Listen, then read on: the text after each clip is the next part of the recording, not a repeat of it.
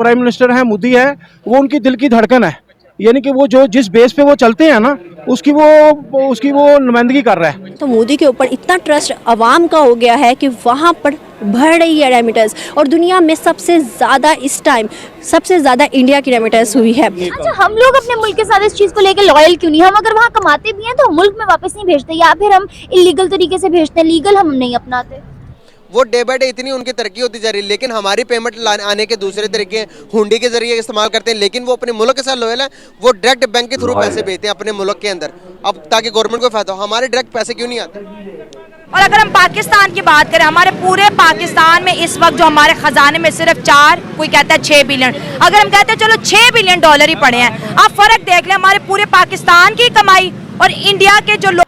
क्या out of country के अंदर रहने वाले भारतीय हैं वो मोदी गवर्नमेंट से कितने ज़्यादा सेटिस्फाइड हैं, वो आज की इस वीडियो के अंदर आएंगे कि जो आउट ऑफ कंट्री इंडियंस रहते हैं वो भारत के अंदर कितने रेमिटेंस भेज रहे हैं।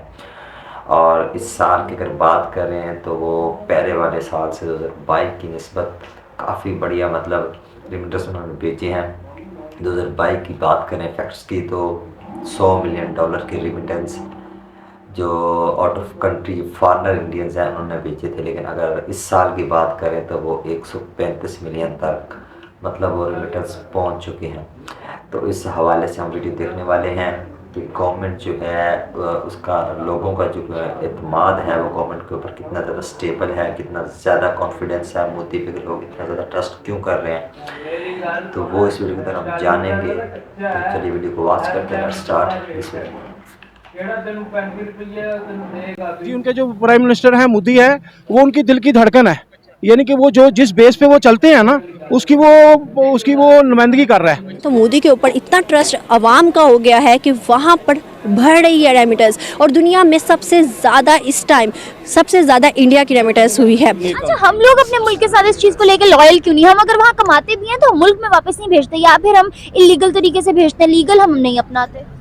वो डे बाय डे इतनी उनकी तरक्की होती जा रही है, लेकिन हमारी पेमेंट आने के दूसरे तरीके हुंडी के जरिए इस्तेमाल करते हैं। लेकिन वो अपने मुल्क के साथ लॉयल है, वो डायरेक्ट बैंक के थ्रू पैसे भेजते हैं अपने मुल्क के अंदर, अब ताकि गवर्नमेंट को फायदा हो। हमारे डायरेक्ट पैसे क्यों नहीं आते? और अगर हम पाकिस्तान की बात करें, हमारे पूरे पाकिस्तान में इस वक्त जो हमारे खजाने में सिर्फ 4, कोई कहता है 6 बिलियन, अगर हम कहते हैं चलो 6 बिलियन डॉलर ही पड़े हैं, आप फर्क देख लें हमारे पूरे पाकिस्तान की कमाई और इंडिया के जो लोग हैं जो बाहर है उनकी कमाई दी। जय हिंद दोस्तों भारतीयों ने एक बार फिर से इतिहास रच दिया है और भारत ने वो कर दिखाया है जो कि जापान, जर्मनी और चाइना जैसे बड़े बड़े विकसित देश भी नहीं कर पाते। इसी साइड पे पाकिस्तान की अगर बात करें तो पाकिस्तान में ट्रस्ट ये तबाही का वर्ल्ड रिकॉर्ड बन गया पाकिस्तान। मैं आपको थोड़ा एक्सप्लेन कर रहा हूँ, आप समझे।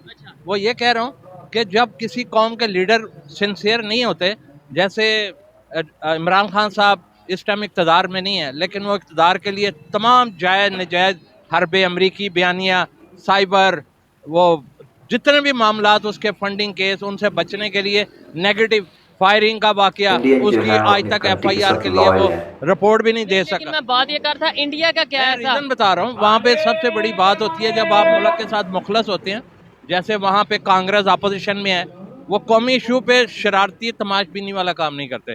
उसकी वजह से वहाँ के डिपॉजिट भी बढ़ रहे हैं, उनकी कोरोना के बाद भी जो तरक्की की शरारत, इकोनॉमी भी 5वें नंबर वो ऊपर ही गई। यस, तो अगर यही कौम में हमारे में लीडरों में ये शर्म आ जाए तो वो ये यहाँ भी बेहतरी आ सकती है। अच्छा, देखने में ये आ रहा है, ठीक है, पैसे ओवरसीज काम भेज रहे हैं, समझ आ रही है, लेकिन यहाँ पाकिस्तानी जो बिजनेसमैन पाकिस्तान में काम कर रहे हैं वो अपना बिजनेस दूसरे कंट्रीज में लेकर जा रहे हैं। कोई बांग्लादेश जा रहा है, कोई यहाँ से, कोई मतलब कहीं चाइना जाके बिजनेस कर रहा है, पाकिस्तान से बिजनेस जाता जा रहा है। मैंने अभी आपको एक पॉइंट, अब दरअसल यह तो आप लोग जानते ही हो कि भारत पूरी दुनिया से पैसा कमाने के मामले में नंबर 1 पर है, और ये नंबर 1 का दर्जा भारत को आजकल नहीं मिला है, बल्कि ये भारत के पास कई वर्षों से है। आपको बता दें कि पिछले साल आई रिपोर्ट में हमें ये पता चला कि भारतीय लोगों ने विदेशों में रहकर तकरीबन $100 बिलियन की रकम या फिर रेमिटेंसेस भारत भेजे। लेकिन अब ये न्यूज निकल कर आई है कि साल 2023 के अंत में भारतीयों के द्वारा विदेशों से भेजी जाने वाली रकम या फिर रेमिटेंसेस में हमें बहुत ही तेजी से वृद्धि देखने को मिली है, और अब ये जो रकम है वो $100 बिलियन से बढ़कर $135 बिलियन हो चुकी है। और ये नंबर कितना बड़ा है इस बात का अंदाजा तो आप इसी चीज से लगा सकते हो कि इस फील्ड में दुनिया का कोई और देश भारत के आसपास भी नहीं आता। चाइना, जो कि भारत से ज्यादातर फील्डों में आगे होता है। तो अगर हम दुनिया भर से चाइना में आने वाले रेमिटेंसेस की बात करें तो साल 2023 में चाइना के पास केवल 50 बिलियन यूएस डॉलर के रेमिटेंसेस आए, जबकि दूसरी तरफ भारत के पास 135 बिलियन यूएस डॉलर के रेमिटेंसेस आए हैं। तो आप यहाँ पर खुद अंदाजा लगा सकते हो कि दोनों देश में कितना ज्यादा अंतर है और तकरीबन 85 बिलियन यूएस डॉलर के रेमिटेंसेस ज्यादा भारत के पास आए हैं। अब ये जो रेमिटेंसेस पूरी दुनिया से भारत में भेजे जा रहे हैं तो इनका सकारात्मक प्रभाव हमें हमारी अर्थव्यवस्था, हमारी करेंसी और साथ ही साथ हमारे यहाँ की महंगाई पर देखने को मिलेगा, क्योंकि इन रेमिटेंसेस की वजह से हमारे देश की अर्थव्यवस्था में एक बहुत ही बड़ी रकम आती है और साथ ही साथ जब इतनी बड़ी रकम डॉलर या फिर अन्य करेंसी के माध्यम से हमारे देश में आती है तो इसकी वजह से कहीं ना कहीं हमारे देश की करेंसी पर भी इसका सकारात्मक प्रभाव पड़ता है, क्योंकि हमारे पास जब डॉलर या फिर अन्य देश की करेंसी इतनी बड़ी मात्रा में उपलब्ध होंगी तो हमें अपनी करेंसी को बेचकर इनको नहीं खरीदना पड़ेगा और इससे हमें हमारी करेंसी में भी कम गिरावट देखने को मिलेगी। और साथ ही साथ क्योंकि करेंसी नहीं गिरेगी तो रुपए की कीमत भी उतनी तेजी से नहीं घटेगी और इसकी वजह से हमें हमारे देश में महंगाई भी उतनी ज्यादा बढ़ते हुए नहीं दिखेगी। वजूहत है पाकिस्तान में डे बाय डे कम क्यों होती जा रही है? क्या वजूहत है? बाहर जो रहते हैं फॉरेन पाकिस्तानी, क्या उनका ट्रस्ट नहीं रहा पाकिस्तान के ऊपर? क्या वजूहत है? नहीं, ऐसी तो ज़्यादा इशू नहीं है। जो फैमिली बेस आप समझें, होम रेमिटेंसेस जो हैं वो तो जिनकी फैमिलीज ऑलरेडी यहाँ पे हैं वो तो एज इज़ चल रही हैं, वो तो सिमिलर है। और जो बिज़नेस से रिलेटेड हैं उसमें कह सकते हैं कि हो सकता है अनसर्टेनिटी जो है यहाँ पे उसकी वजह से कोई जो अप डाउन जो चल रहा है उसकी वजह से हो सकता है वो कमी आई हो उसके अंदर। अदरवाइज़ होम रेमिटेंसेस जो है ना वो तो उनमें ऐसा कोई इशू नज़र नहीं आता। अगर इशू नहीं है तो फिर कम क्यों हुआ लास्ट के टाइम से? वही बता रहा हूँ ना कि जो जिनकी फैमिलीज़ यहाँ पे रिजाइड कर रही हैं, जो फॉरेनर गए हुए हैं, ओवरसीज़ पाकिस्तानी जो गए हुए हैं, तो वो अपनी फैमिलीज़ को जैसे एक्सपेंस के लिए जो आपको रेमिटेंस भिजवा रहे हैं वो एज इज आ रही है, उसमें तो कमी नहीं हो सकती, बल्कि ज़्यादा ही इजाफा ही हुआ। मैं आपको बात कर रहा हूँ डे बाय डे हर साल बढ़ता है, इस साल कम क्यों हुआ? क्या पाकिस्तानी डायरेक्ट इनकम नहीं बेचते या हुंडी के जरिए बेचते हैं? क्या करते हैं क्या नहीं? हमारी सरकारी जो हमारे जितने भी अदारे हैं आप देख लें, वो उसमें मतलब कि करप्शन के अलावा कोई काम नहीं है। आप छोटे से छोटा काम भी आप अगर किसी को मतलब कोई काम करवाना चाह रहे हैं ना, वो सबसे पहले आपको वहाँ पर उनके साथ करप्शन में शामिल होना पड़ेगा, उसके बाद जाकर मतलब आपका काम होगा।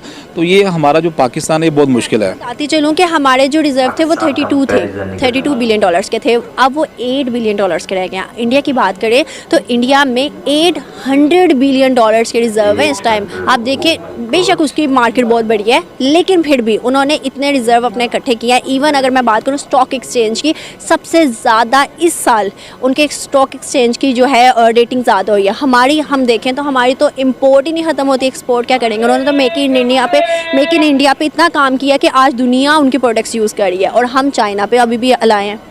बेसिक मेरी जो ज़ाती जो राय ये है कि मतलब कि मैं वैसे अब अपनी ज़ाती राय दे रहा हूँ, इमरान खान एक पाकिस्तान के लिए एक वाहिद उम्मीद है, ठीक है। उस बंदे की कोई प्रॉपर्टी ना बाहर है ना पाकिस्तान में, और जितनी है उसने कहा जब मैं मर जाऊंगा ना तो ये सारा मतलब शौकत खान के लिए मैं इसको कर दूंगा। अब इमरान खान, मेरी ज़ाती राय है कि इमरान खान के अलावा बाकी जितनी भी सियासत है वो बिल्कुल फारिग है। आपने प्रॉपर्टी की बात की है ना, तो इमरान खान ने ये बात कही थी कि हमारे जो हुक्मरान हैं, हमारे हुक्मरानों की बाहर जायदादें हैं। इवन कि उनकी काफ़ी ऑडियोज़ भी लीक हुई। फिर उन्होंने जो है हमेशा अपनी हर स्पीच के अंदर इंडिया का जिक्र किया। क्या लगता है क्यों? उन्होंने यहाँ तक कहा कि नरेंद्र मोदी की आज तक कोई बाहर जायदाद नहीं नजर आई। इवन यहाँ तक उन्होंने, तो आपको क्या लगता है कि क्या वजह है, क्या डिफरेंस है? क्या पाकिस्तानियों को बाहर अच्छी अपॉर्चुनिटीज़ नहीं मिलती और इंडियंस के आगे जाने की क्या रीज़न है? एक्चुअली पाकिस्तान ये हम कह नहीं सकते कि अच्छी अपॉर्चुनिटी मिलती। मेरे ख्याल से जितने भी लोग गए हैं इंडियन के साथ कम्पीट कर रहे हैं, लेकिन जो मुल्क के हालात और जो सैचुरेशन है, हमारी इकॉनमी जितनी अनस्टेबल है, कोई भी अपना पैसा रजिस्टर नहीं करवाना चाहता। Once they go out from here they want to live and spend their lives there, they do not want to come there and just कि यहाँ आगे एक पैसा करें। तो मेन रीज़न ये है कि कोई भी यहाँ ना इन्वेस्ट नहीं करना चाहता और ना अपने असासे शो करना चाहता, क्योंकि हमारी गवर्नमेंट की पॉलिसीज़ ऐसी हैं कि वो कोई पे बैक इसका कुछ नहीं देते। एंड देन सेकेंडली वो इसका कोई आउटकम, लाइक हम भी अगर टैक्स पेयर हूँ, मैं भी एक टैक्स पेयर हूँ, मुझे कोई आउटकम नज़र नहीं आ रहा। मुझे अगर मैं हर जगह जा रहा हूँ मुझे सिर्फ करप्शन नज़र आ रही है। तो ये एक बेनिफिशियल रीज़न है। अगर आप चाइना से कम्पीट कर रहे हैं अपने आप को, अगर आप इंडिया से कम्पीट कर रहे हैं, they are providing such services. वहाँ माइक्रोसॉफ्ट है, मैं खुद एक सॉफ्टवेयर इंजीनियर, अगर मैं एक बात करूँ वहाँ माइक्रोसॉफ्ट आ रहा है, वहाँ चीज़ें पाकिस्तान में क्या है, we are just surviving on IT industry right now.